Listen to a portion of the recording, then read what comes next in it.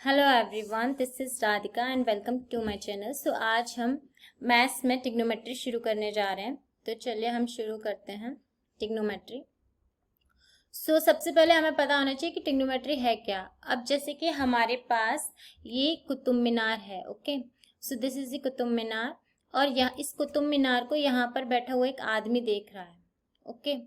अब ये जो कुतुब मीनार आदमी देख रहा है तो कुछ इस तरीके से देख रहा होगा कि ये यहाँ बैठा है और ये ऊपर की तरफ देखेगा, तो इसका जो ऊपर पॉइंट है वो कुछ इसको इस तरीके से देखना पड़ेगा, ओके। और इस कुतुब मीनार और इस आदमी के बीच में कोई ना कोई डिस्टेंस तो जरूर होगी। तो यहाँ पर आप देख सकते हैं, यहाँ पर हमें एक राइट एंगल ट्राइंगल बनता हुआ नजर आएगा।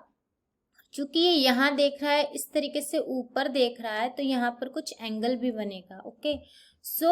हमें यहाँ पर एक राइट एंगल ट्राइंगल कुछ इस तरीके का बनता हुआ नजर आएगा, कुछ इस तरीके से। ऐसे ही यहाँ पर अगर एक लेडी बैठी हुई है और ये लेडी जो है इस तरीके से यहाँ नीचे देखेगी इस फ्लावर पॉट को, तो ये किसी हाइट पर भी खड़ी हुई है, ओके। तो यहाँ पर भी हमें कुछ इस तरीके से राइट एंगल ट्राइंगल बनता हुआ नजर आएगा।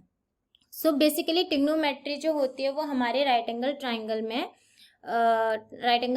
में लगती है, ओके।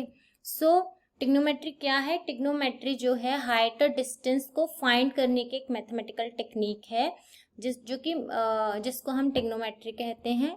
ट्रिग्नोमेट्री हमारे ग्रीक वर्ड से ड्राइव्ड हुई है, जिसमें ट्री का मतलब होता है थ्री, गॉन का मतलब होता है साइड एंड मेट्रोन का मतलब होता है मेजरमेंट। ट्रिग्नोमेट्री बेसिकली एंगल और उनके साइड्स, एंगल और राइट एंगल ट्राइंगल में जो है ना, एंगल और उनके साइड्स का रिलेशन बताती है, ठीक है।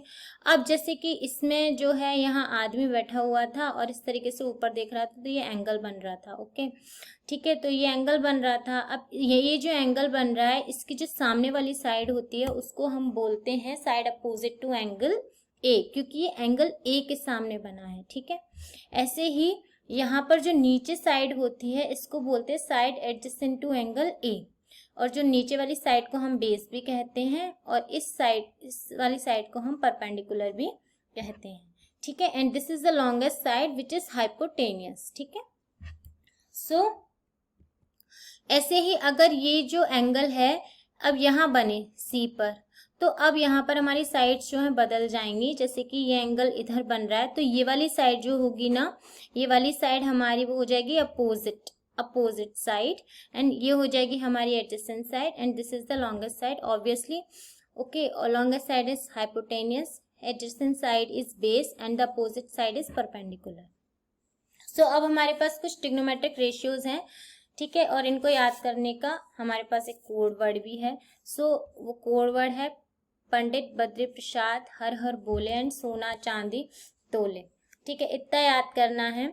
यहाँ पर P मीन्स होता है perpendicular, B means base and H means hypotenuse, S is for sine, C is for cos and T is for tan. And इसके उल्टे होते हैं cosec, sec, cot, okay. And ये राइट एंगल ट्राइंगल में लगते हैं, ठीक है।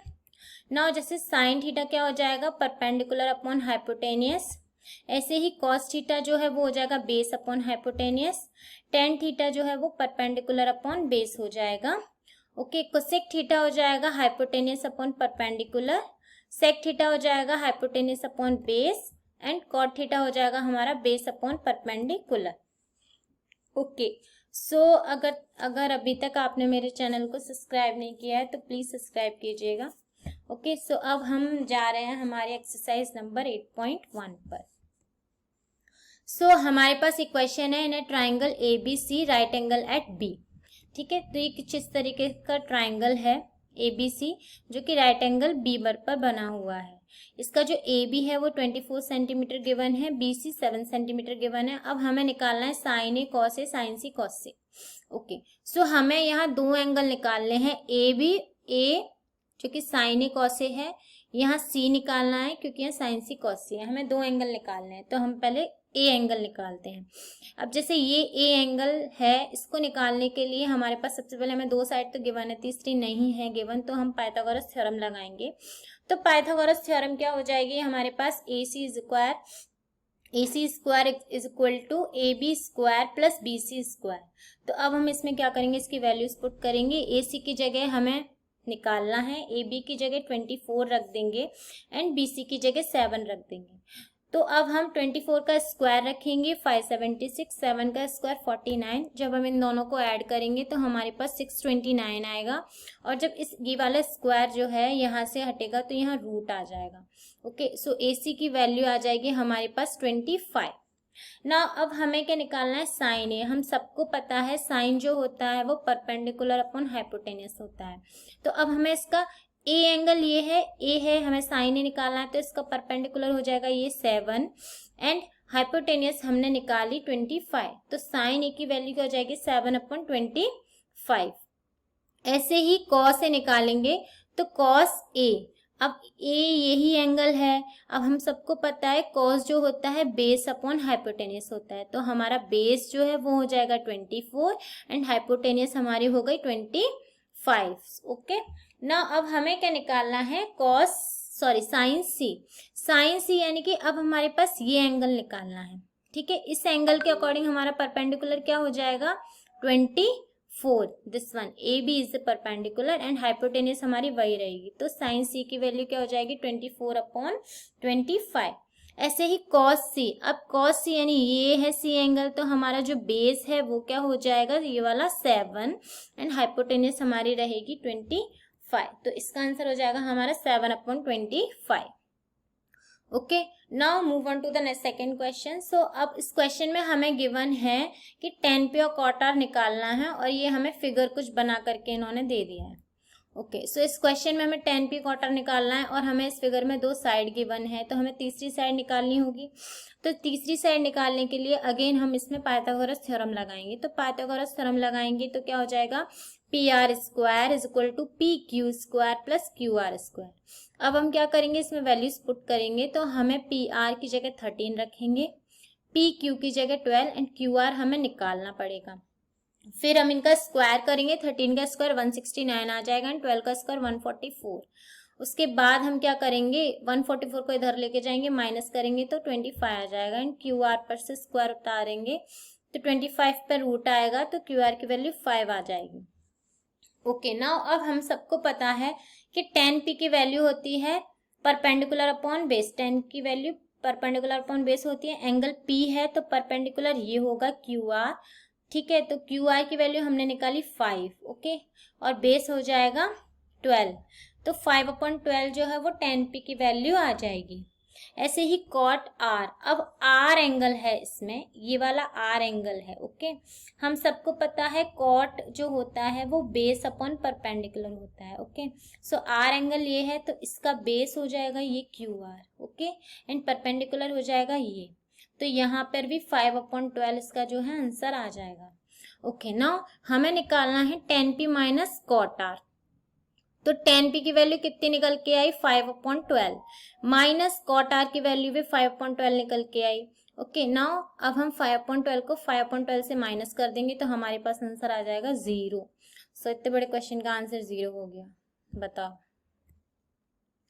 अब हमारा क्वेश्चन नंबर 3 है, if sine A is equal to 3/4 है, ये हमें गिवन है। अब हमें जो रेशियोज हैं उनकी वैल्यू गिवन है। पहले हमें यहाँ पर दे दिया था कि हमें ट्राइंगल में साइड्स दे रहे थे, अब हमें क्या दे रहे हैं वो लोग, यहाँ पर हमें रेशियो की वैल्यू गिवन दे दी है। ओके, अब हमें दूसरे रेशियो की वैल्यू पूछी है। इसमें एक रेशियो की वैल्यू गिवन है, दूसरे रेशियोज की वैल्यू पूछी है। अच्छा, अब ये रेशियो में गिवन है तो इसका मतलब ये थोड़ा ही होगा, जैसे साइन ए वैल्यू दिया है 3/4, तो ये 3/4 है, लेकिन ये मतलब सिंप्लीफिकेशन फॉर्म भी तो हो सकती है ना किसी चीज की 3/4। तो हम क्या करेंगे, जैसे 3/4 की जगह हो सकता था इधर 6/8, अगर हम ऊपर नीचे 2 से मल्टीप्लाई कर दें, हो सकता है सॉल्व करने के बाद इसको 2 कट कर दिया हो इसका मतलब, तो ये 3/4 हो गया हो। तो अब हम क्या करेंगे, इसको एक वेरिएबल के मल्टीपल में लेकर के चलेंगे।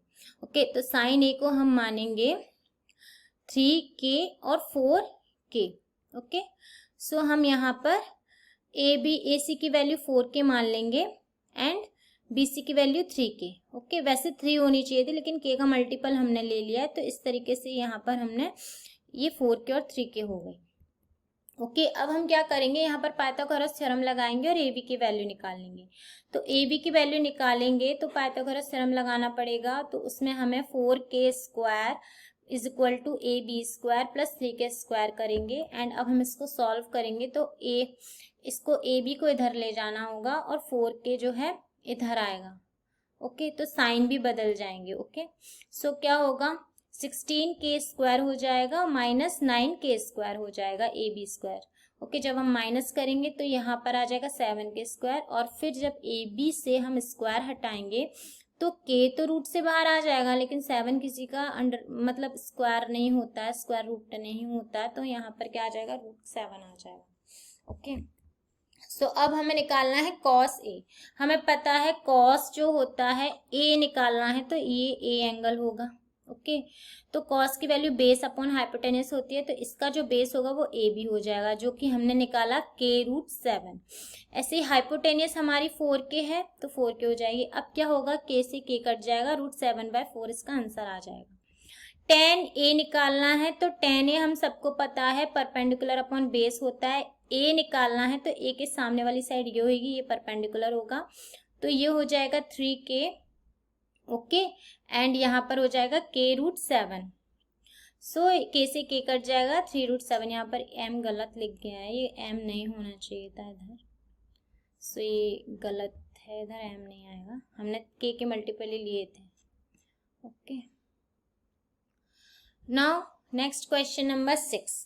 अच्छा क्वेश्चन नंबर 4 और 5 कुछ इस तरीके के ही हैं, तो ट्राई कीजिएगा सॉल्व करने का। ओके सो हम मूव करते हैं क्वेश्चन नंबर 6 की तरफ। क्वेश्चन नंबर 6 में क्या बोला है, हमें एंगल ए और एंगल बी गिवन है जो कि एक्यूट एंगल है। ठीक है तो एक्यूट एंगल क्या होते हैं, एक्यूट एंगल होते हैं जो 90 डिग्री से छोटे होते हैं।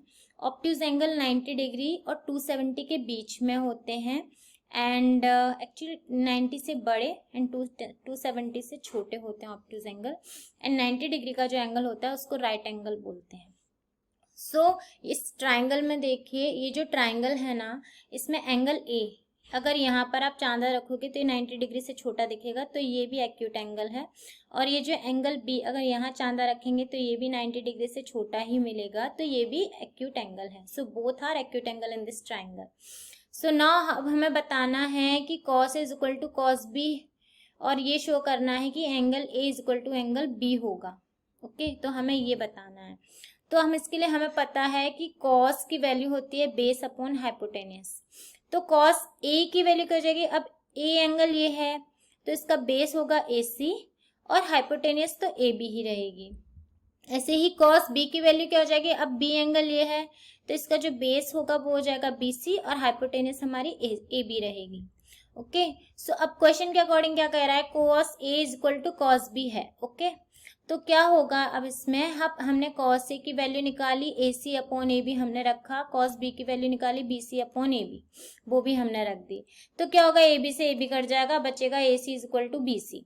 तो AC is equal to BC आ गया, AC is equal to BC आ गया। ओके सो ये जो साइड इक्वल आ गए तो ये एंगल भी इक्वल आ जाएंगे। ओके जब ये साइड इक्वल हो जाएंगे तो हमारे पास प्रॉपर्टी होती है कि angle opposite equal sides are equal. Okay opposite angle जो इक्वल होते हैं तो उनके सामने उनकी जो साइड्स हैं वो भी इक्वल होती हैं। ओके सो अगर AC हमारी इक्वल है तो इसके सामने वाला जो एंगल है वो एंगल B, और अगर BC इक्वल है तो एंगल इसके सामने वाला एंगल A, ये क्या होंगे, इक्वल होंगे। Okay so now move on to the next question, question number 7। So अब इस क्वेश्चन में क्या हो रहा है कि हमें cot थीटा गिवन है 7/8। हमें निकालना है 1 plus sine theta 1 minus sine theta upon 1 plus cos theta upon 1 into 1 minus cos theta, हमें ये निकालना है। सो अब हम इसको कैसे निकालेंगे, हमें cos थीटा गिवन है, cot थीटा गिवन है, तो cot थीटा की जो ट्रिग्नोमेट्रिक रेशियोज होता है वो होता है base upon perpendicular. Okay so इसका मतलब है जो हमारा बेस है वो 7k होगा, परपेंडिकुलर जो है वो कितना होगा, 8k। ओके सो अब हमें यहाँ पर निकालना होगा हाइपोटेनियस, क्योंकि वो हमारे पास नहीं है। तो अब हम क्या करेंगे, पाइथागोरस थ्योरम लगाएंगे, तो AB² is equal to AC² plus BC² हो जाएगा। अब AC और BC की जगह हम वैल्यू रख देंगे 7k and 8k। Okay. So अब हम जब इनका स्क्वायर करेंगे तो 49k² प्लस 64k² हो जाएगा। और अब जब हम इन दोनों को ऐड करेंगे और इसका रूट करेंगे तो k√113 हमारा जो है आ जाएगा। तो हमारे पास ए बी यानी कि जो हमारी हाइपोटेनियस है वो कितनी आ गई, k√113। अब हमें निकालना क्या है, 1 plus sine theta 1 minus sine theta 1 plus cos theta 1 minus cos theta. तो हमें यहाँ साइन थीटा और कॉस थीटा निकालने होंगे। तो अब हम क्या करेंगे, साइन थीटा हमारे पास क्या होता है, परपेंडिकुलर अपॉन हाइपोटेनियस। तो हमें परपेंडिकुलर पता है ये 8k, हाइपोटेनियस हमने निकाली k√113। ठीक है, तो क्या हो जाएगी, k से k कट जाएगा तो 8/√113 जो है हमारी साइन थीटा की वैल्यू आ गई। ऐसे ही कॉस थीटा की वैल्यू निकाल लेंगे तो कॉस थीटा हमारा होता है बेस अपॉन हाइपोटेनियस। तो जो बेस है वो हो जाएगा 7k एंड हाइपोटेनियस हो जाएगी हमारी k√113। तो k से k फिर कट जाएगा एंड 7/113 जो है हमारी कॉस थीटा की वैल्यू आ जाएगी। अब हम क्या करेंगे, इसमें वैल्यू पुट करेंगे। तो उससे पहले ये एक फॉर्मूला है ए प्लस बी और ए माइनस बी, किसका फॉर्मूला होता है, a² माइनस b² का, जिसमें हमारी a की वैल्यू 1 है एंड b की वैल्यू साइन थीटा है। ऐसे ही यही फॉर्मूला इसमें नीचे लगेगा तो a की वैल्यू 1 होगी एंड कॉस थीटा जो होगी हमारी b की वैल्यू होगी। तो इसका जो है इस तरीके से हम इसको इस तरीके से लिख सकते हैं ना। अब हम क्या करेंगे, साइन थीटा को हम यहाँ पर साइन थीटा की वैल्यू पुट करेंगे एंड कॉस थीटा में हम ये वाली कॉस थीटा की वैल्यू पुट करेंगे। तो हमने ये पुट कर दी और इसका स्क्वायर लगा दिया। अब हम क्या करेंगे, इसका स्क्वायर खोलेंगे तो हमारा 64 आ जाएगा और जब इसका स्क्वायर खोलेंगे तो अंडर रूट हट जाएगा तो 1/3 आ जाएगा, 113 आ जाएगा। ऐसे ही इसमें 7 का स्क्वायर 49 आ जाएगा एंड इसका जो हम सो यहाँ पर जो इसका स्क्वायर है इधर तो रूट हट जाएगा तो 113 आ जाएगा इधर। अब हम क्या करेंगे, इस 113 का एलसीएम लेंगे और यहाँ पर जो है 113 में से 64 को माइनस करेंगे। सेम यहाँ 113 का फिर से यहाँ पर एलसीएम लेंगे एंड 113 से 49 माइनस करेंगे तो हमारे पास जो है ये 49/113 और यहाँ 64/113 आ जाएगा। 113 से 113 कट जाएगा तो 49/64 इसका जो है आंसर हो जाएगा। Now move on to the next question, question number 8। इसमें क्या हो रहा है कि अगर 3 cot a = 4 है तो हमें ये 1 minus tan square a 1 plus tan square = cos square a minus sine square a है या नहीं, ये प्रूफ करना है। ओके, सो अब हम क्या करेंगे, इसको cot a = 4/3 लिख सकते हैं, ये हमारा बेस हो जाएगा और ये परपेंडिकुलर। तो एक ट्राइंगल में ये इस तरीके से हो जाएगा ना, इसको k की वेरिएबल में लिख सकते हैं। ओके, सो अब हम इसमें क्या करेंगे, ए बी की वैल्यू निकालेंगे तो हमारी 5k आएगी। इसको आप निकाल के देखिएगा पाइथागोरस थ्योरम से। ओके, सो हमें पाइथागोरस थ्योरम लगाएंगे इसमें, ab² = bc² प्लस ac² और वैल्यूज रखेंगे तो हमारे पास ए बी की वैल्यू 5k आ जाएगी। ओके, सो नाउ अब हम क्या करेंगे, इससे हमारे पास tan a की वैल्यू आ जाएगी परपेंडिकुलर अपॉन बेस, वो भी हमारी 3/4 होगी। ठीक है, अब हम क्या करेंगे, cos a निकालेंगे। ठीक है, क्योंकि हमें यहाँ cos a और sin a चाहिए। cot से हमने tan की वैल्यू निकाली, अब हम cos a और sin a की वैल्यू निकालेंगे। cos a की वैल्यू क्या है, base upon hypotenuse. a angle ये है, इसका बेस 4k हो जाएगा, हाइपोटेनियस 5k हो जाएगी। ओके, k से k कट जाएगा तो 4/5 इसका आ जाएगा। इसमें क्या हो जाएगा, साइन a क्या हो जाएगा, a एंगल ये अगेन, साइन की वैल्यू क्या हो जाएगी, ये वाली perpendicular 3k on hypotenuse. Okay, 5k, कैसे के कट जाएगा 3/5 आ जाएगा। अब हम क्या करेंगे, इनमें वैल्यूज पुट करेंगे। ओके, सो tan a की जगह हम रखेंगे 3/4, cos a की जगह हम रखेंगे 4/5, sin a की जगह हम 3/5 रखेंगे। सो हमने ये वैल्यूज रख दी इसमें। ओके, सो अब हम इसको सॉल्व करेंगे। 3/4 का स्क्वायर हो जाएगा 9/16, 4/5 का स्क्वायर हो जाएगा 16/5, 3/5 का स्क्वायर हो जाएगा 9/25। सो इस तरीके से हम इनका स्क्वायर रख के और इनका एलसीएम लेके सॉल्व करेंगे तो हमारे पास आंसर आ जाएगा, कुछ इस तरीके से इक्वेशंस आ जाएगी। ओके, ना इसको और सॉल्व करेंगे तो क्या होगा, यहाँ 4 से 4 कट गया तो 7/25 आ गया। ओके, अब 16 से 9 माइनस करेंगे तो 7/25 आ जाएगा। तो इसका मतलब हमारी जो LHS है, लेफ्ट हैंड साइड है, वो राइट हैंड साइड के इक्वल हो जाएगी। LHS = RHS हो जाएगा। तो ये हमारा प्रूफ हो गया कि ये दोनों जो हैं एक दूसरे के इक्वल हैं। Okay, now move on to the next question, question number 10। ये हमारे पास एक ट्राइंगल है पी क्यू आर, ओके, जो कि एंगल क्यू पर क्या है, राइट एंगल है। अब इसमें क्या गिवन है कि P R plus Q R is equal to 25 given है। तो पी क्यू हमें 5 सेंटीमीटर, पी क्यू तो डायरेक्टली गिवन है, लेकिन पी आर और क्यू आर जो है ऐड करके गिवन है हमारे पास 25।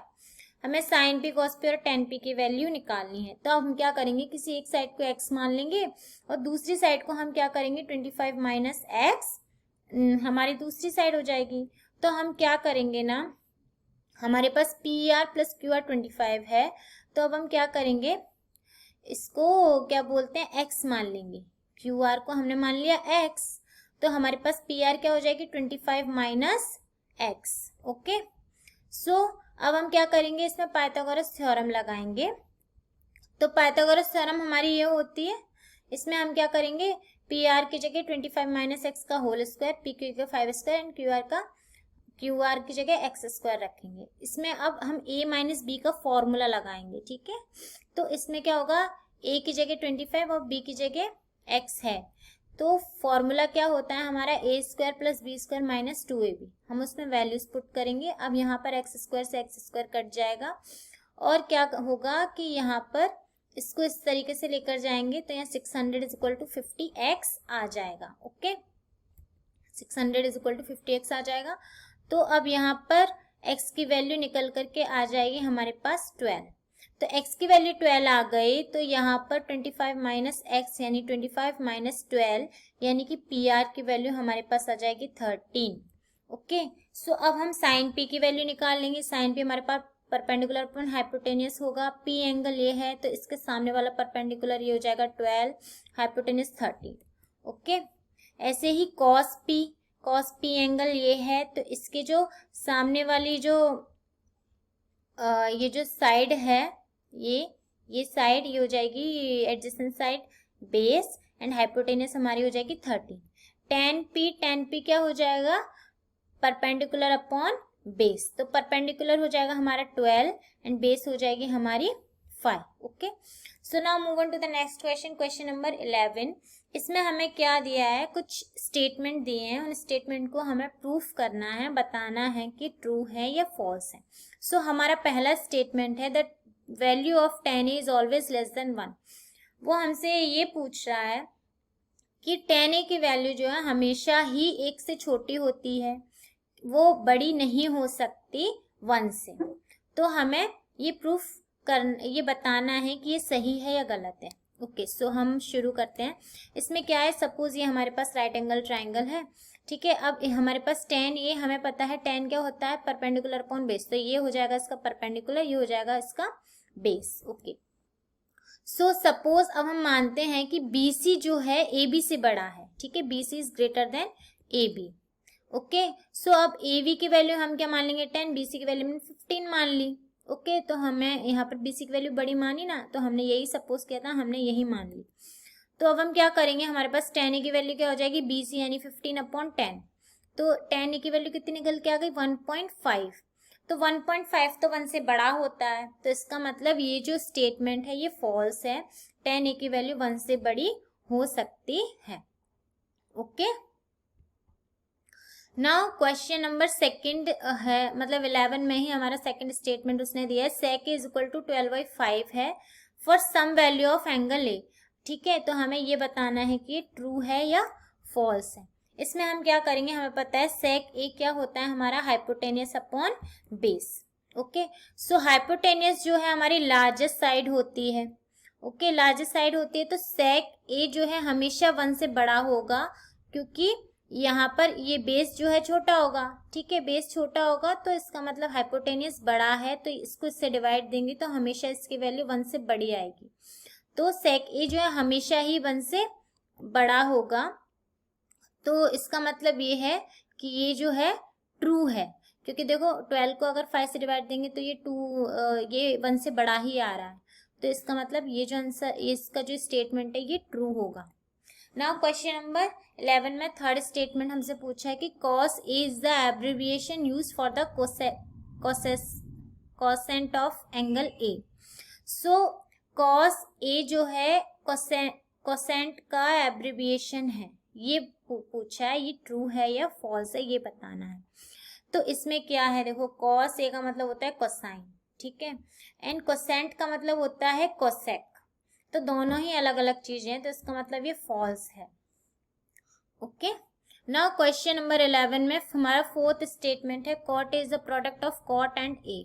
वो बोल रहा है कि कॉट ए जो है कॉट एंड ए का प्रोडक्ट है। So I think this is the false, because cot A जो है एक ही टर्म है, ठीक है, कॉट ए को हम 1/tan ही लिखते हैं, कॉट ए जो है वो एक ही टर्म है, ये जो है सिंगल टर्म नहीं होती है, अलग अलग टर्म नहीं होती है, कॉट ए जो है सिंगल टर्म है। ओके, नाउ क्वेश्चन नंबर 11 का हमारे पास अगला स्टेटमेंट है sin theta is equal to 4/3 of some angle A.